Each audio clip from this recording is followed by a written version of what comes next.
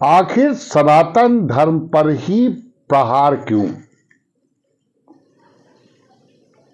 भारत के सनातन धर्म में 4 शंकराचार्य, धार्मिक रिफाइनर, महामंडलेश्वर, संत, महंत चुप क्यों हैं? कोई नेता सनातन धर्म को डेंगू बता रहा है, तो कोई मलेरिया बता रहा है, तो कोई कुछ बता रहा है, कोई कुछ बता रहा है। आखिर सनातन धर्म की तौहीन करने वालों के विरुद्ध ये शंकराचार्य, धार्मिक रिफाइनर, कथावाचक, महान संत एकजुट होकर के इनके घर में भूसा क्यों नहीं भर देते? क्या सनातन धर्म ही ऐसा धर्म है कि जिसको लेकर के आप अभिव्यक्ति की आजादी पर प्रहार आप करते रहिए? ये कहां की छूट है? दर्शकों, आप देख रहे हैं परम भारत का खास शो ज्वलंत मुद्दा। आज ज्वलंत मुद्दा में मैं लेकर यह मुद्दा हाजिर हुआ हूं कि आखिर सनातन धर्म पर ही प्रहार क्यों? ये शाब्दिक प्रहार जो है, लगातार मैं इधर से कई वर्षों से देख रहा हूं कि नेता हो या कोई और भी हो, अन्य लोग हों, ये सनातन धर्म को लेकर के न जाने क्या क्या अनाप शनाप, डेंगू, मलेरिया, जो भी कहना हो इनको कहते जा रहे हैं। लेकिन इस पर सनातन धर्म के ध्वजावाहक चारों शंकराचार्य, महामंडलेश्वर, पीठाधीश्वर, जगत गुरु, अपने को लिखने वाले, कहने वाले संत महंत भारत में ही नहीं और विदेशों में जो लोग हैं, चाहे नेपाल हो, ये चुप क्यों हैं? इनकी चुप्पी आखिर क्या कह रही है?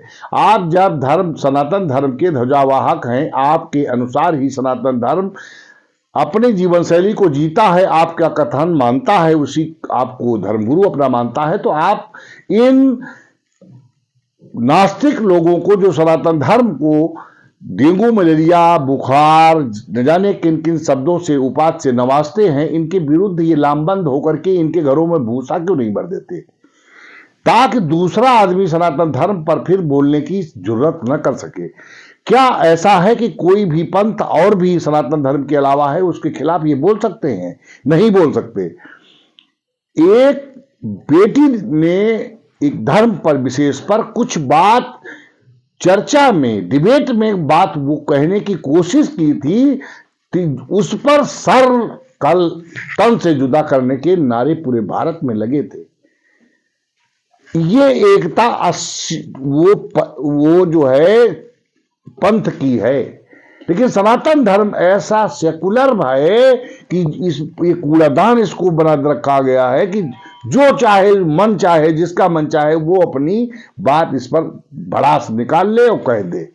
लेकिन यक्ष प्रश्न ये उठता है कि ये धार्मिक रिफाइनर, चाहे कथावाचक हो, चाहे संत महंत हो, संत तो खैर अपनी त्याग तपस्या में लिप्त है, उनका जीवन सर्वे भवन्तु सुखिनः, सर्वे सन्तु निरामया, सर्वे बद्धाः, सबके लिए वो जी रहे हैं, संतों को इसमें घसीटना ठीक नहीं है।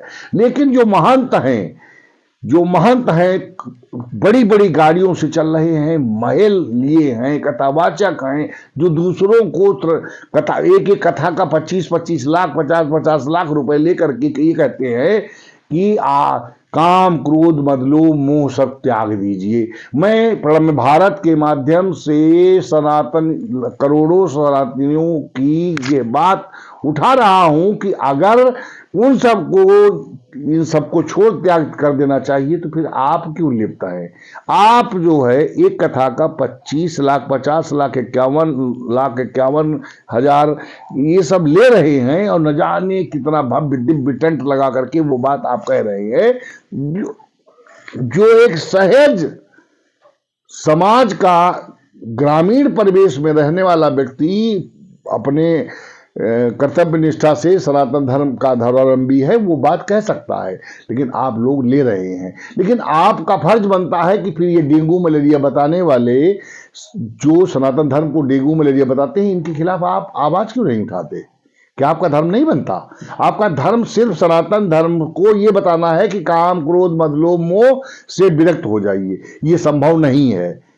मैं ये कह रहा हूं कि काम, क्रोध, मद, लोभ, मोह को मनुष्य की योनि में आने के बाद पूर्णतया इस पर विराम लगाना असंभव है। इस पर अंकुश तो लगाया जा सकता है।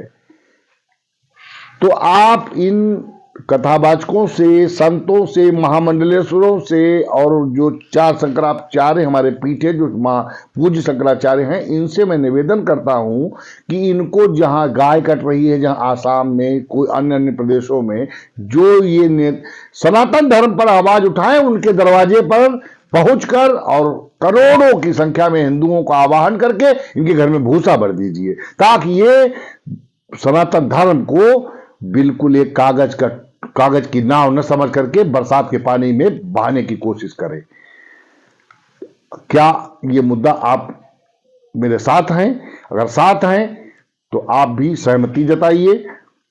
ये मुद्दा है कि सनातन धर्म पर आखिर प्रहार क्यों? इसमें क्या इन जो कथावाचक हैं, महामंडलेश्वर हैं, इन सबको सहित जो सनातन धर्म के ध्वजावाहक हिंदू भी हैं, गृहस्थ हैं, उनको भी सामने आना चाहिए। दर्शकों, फिर मिलेंगे किसी नए मुद्दे के साथ। तब तक के लिए दीजिए मुझे इजाजत। प्रणाम, सलाम, सत श्री अकाल। जय हिंद, जय भारत, प्रणम्य भारत।